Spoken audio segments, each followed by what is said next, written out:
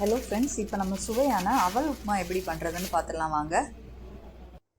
இதுக்கு தேவையான இன்க்ரீடியன்ட்ஸ்: ஒரு கப்பு வெள்ளை அவல், அது கூடவே ஒரு கைப்பிடி தேங்காய் துருவுனது, ஒரு மீடியம் சைஸ் வெங்காயம் குட்டியாக நறுக்குனது, ஒரு துண்டு இஞ்சி குட்டியாக நறுக்குனது, ஒரு பச்சை மிளகு குட்டியாக நறுக்குனது, ஒரு கைப்பிடி கருவேப்பிலை.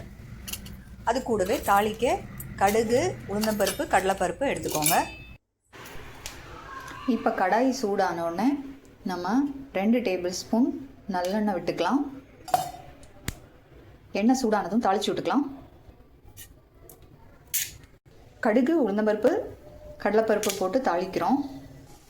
இப்போ அது கூடவே காஞ்ச மிளகு போட்டுக்கலாம், கருவேப்பிலை போட்டுக்கலாம், தாளிக்கிறதுக்கு வெங்காயம் போட்டுக்கலாம்.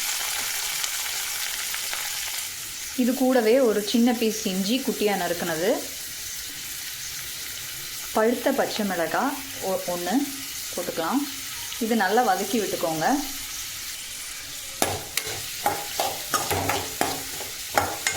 இந்த வீடியோ உங்களுக்கு பிடிச்சிருந்தா லைக் பண்ணுங்கள்.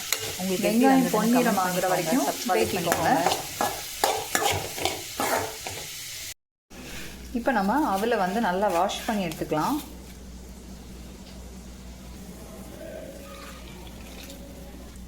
அவல் ரொம்ப நேரம் தண்ணியில் ஊறக்கூடாது. ஸோ அதனால் நம்ம உடனே வாஷ் பண்ணி நல்லா பிழிஞ்சு எடுத்துக்கோங்க. நல்லா பிழிஞ்சிட்டு இந்த பதத்தில் இருக்கணும். இப்போ நம்ம வாஷ் பண்ணி எடுத்து வச்சிருக்கிற அவலை நம்ம அந்த தாளிப்பில் சேர்த்து விட்டுடலாம். இப்போ பாருங்கள், வெங்காயம் நல்லா ஒரு கோல்டன் ப்ரௌன் ஆயிடுச்சு. ஸோ இந்த ஸ்டேஜில் நம்ம அவல் ஆட் பண்ணிக்கலாம்.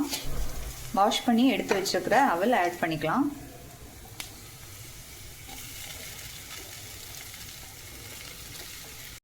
இது கூடவே 1 டீஸ்பூன் கீ ஆட் பண்ணிக்கலாம். 1 டீஸ்பூன் கீ ஆட் பண்ணிவிட்டு நல்லா மிக்ஸ் பண்ணி விட்டுக்கலாம்.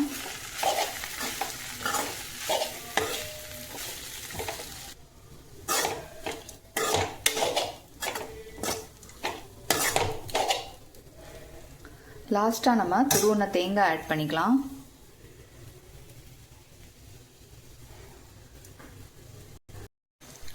இந்த ஸ்டேஜில் இந்த உப்புமாக்கு தேவையான சால்ட் ஆட் பண்ணிக்கோங்க. நல்லா மிக்ஸ் பண்ணி விட்டுக்கோங்க. தேங்காய் ஆட் பண்ணியிருக்கோம், சால்ட் ஆட் பண்ணியிருக்கோம், கீ ஆட் பண்ணியிருக்கோம். ஸோ அதனால் நல்லா மிக்ஸ் பண்ணி விட்டுக்கோங்க.